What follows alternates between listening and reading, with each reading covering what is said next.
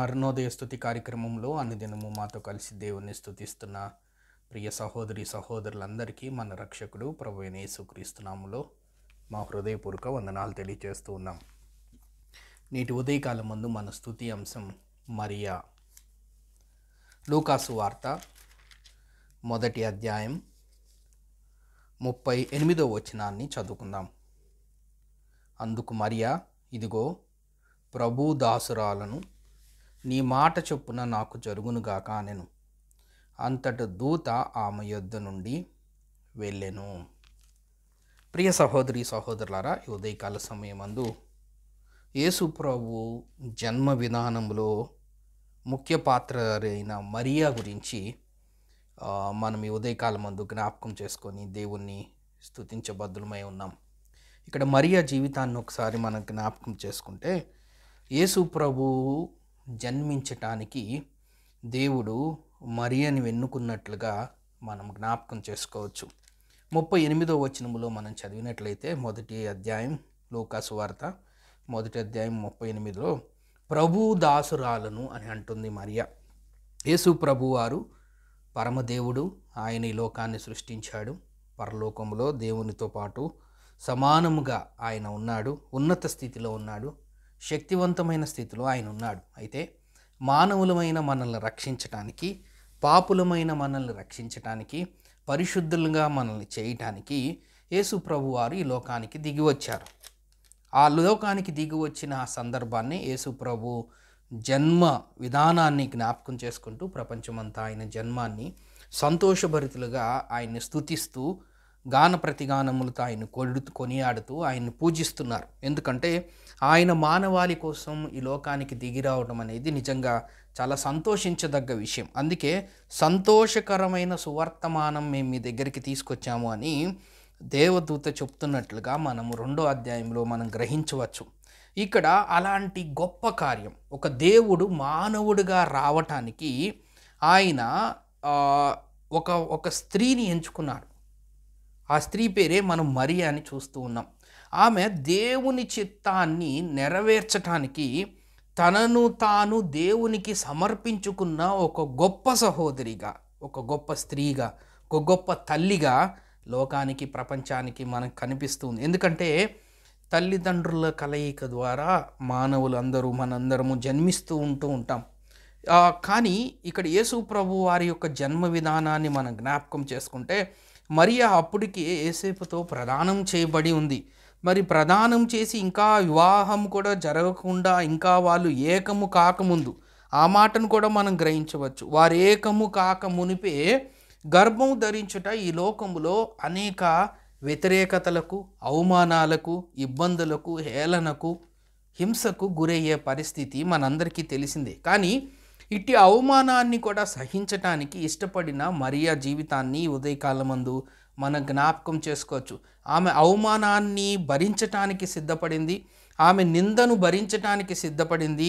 ఆమె ధన్యురాలుగా పిలువబడింది. ఎంత గొప్ప మాట!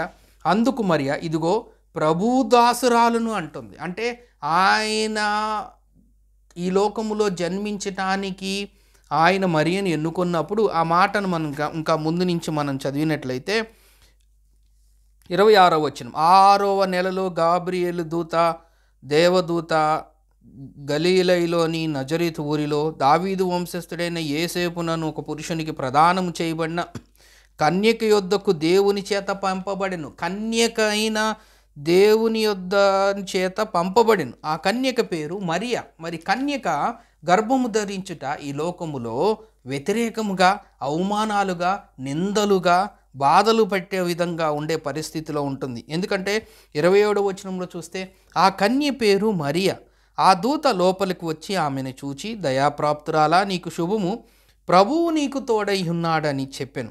ఆమె ఆ మాటకు బహుగా తొందరపడి ఈ శుభవచనమేమిటో, ఎందుకంటే తొందరపాటు సహజం. ఎందుకంటే ఆమె కన్యక అయి ఉండి ఆ వర్తమానం వింటున్నప్పుడు తెలియని భయము ఏర్పడినట్లుగా మనం చూస్తూ ఉన్నాం. దేవుని వల్ల నీవు కృప పొందితివి, మరియా భయపడకము, ఇదిగో నీవు గర్భము ధరించి కుమారుని కని ఆయనకి యేసు అను పేరు పెట్టుదువు.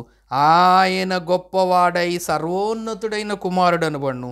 ప్రభువైన దేవుడు ఆయన తండ్రి అయిన దావీదు సింహాసనమును ఆయనకిచ్చును.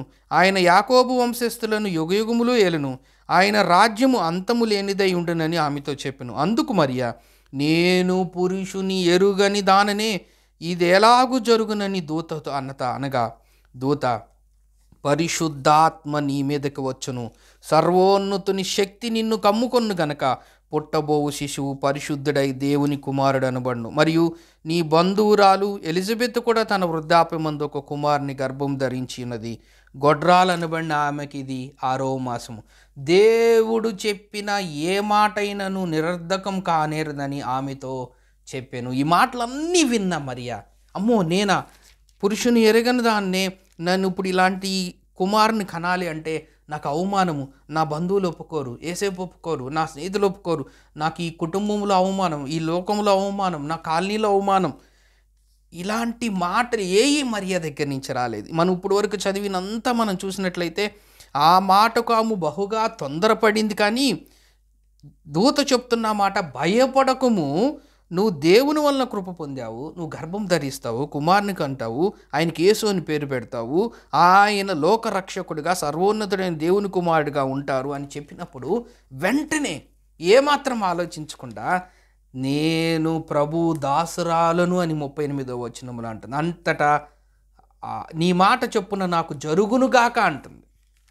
ఎటువంటి అభ్యంతరం, మొదట తొందరపడింది, భయపడింది. కానీ దూత భయపడకమని చెప్పి అభయం ఇచ్చినప్పుడు వెంటనే దేవుని యొక్క చిత్తాన్ని తెలుసుకొని దేవుని యొక్క చిత్తాన్ని నెరవేర్చడానికి, ఒక లోకరక్షకుడు ఈ భూమి మీద ఉద్భవించటానికి ఆ అవకాశాన్ని ఆమె తిరస్కరించకుండా ఆమె చెప్పిన మాట, అందుకు మరియా, ఇదిగో ప్రభుదాసురాలను, నీ మాట చెప్పున నాకు జరుగునుగాక. ఎంత గొప్ప మాట, ఎంత గొప్ప యేసు ప్రభు జన్మించే ఆ కార్యక్రమములో మరి యొక్క పాత్ర, మరి యొక్క తెగింపు, మరి యొక్క సమర్పణ, మరి యొక్క త్యాగం, మరి యొక్క ఆ శ్రమలను అవమానాలను సహించటానికి సిద్ధపడిన ఆ మనసును మనం జ్ఞాపకం చేసుకుంటే విశ్వాసులమైన మనకు కూడా అదొక పాఠముగా మనం జ్ఞాపకం చేసుకోవచ్చు.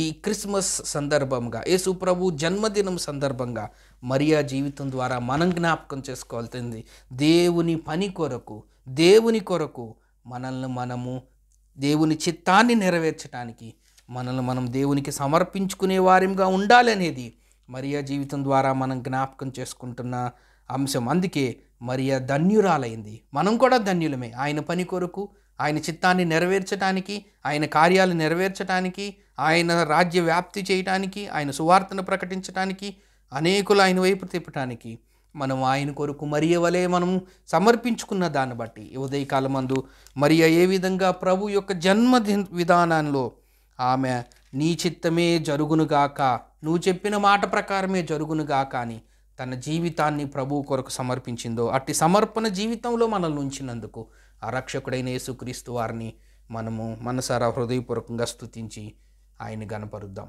దేవుడి కొన్ని లేఖన భాగులు మన కొరకు దీవించునుగాక. ప్రేమగల తండ్రి, మీరు మా అందరి కోసం ఈ లోకంలో జన్మించారు. మీ జన్మంలో మీరు మరియను ఎంచుకున్నారు. మొదటగా తొందరపడి భయపడినప్పటికీ మీ దూత సెలవిచ్చినట్లు వెంటనే మీ మాట చొప్పున జరుగునుగా కానీ తన జీవితాన్ని సమర్పించుకున్నట్లుగా మమ్మల్ని కూడా మీ పనిలో మమ్మల్ని వాడుకుంటున్నందుకు మీకు స్తోత్రం తెలియజేస్తూ యేసుక్రీస్తు నామమున స్తోత్రం చెల్లించి ప్రార్థన చేస్తున్నాం తండ్రి. ఆమెన్.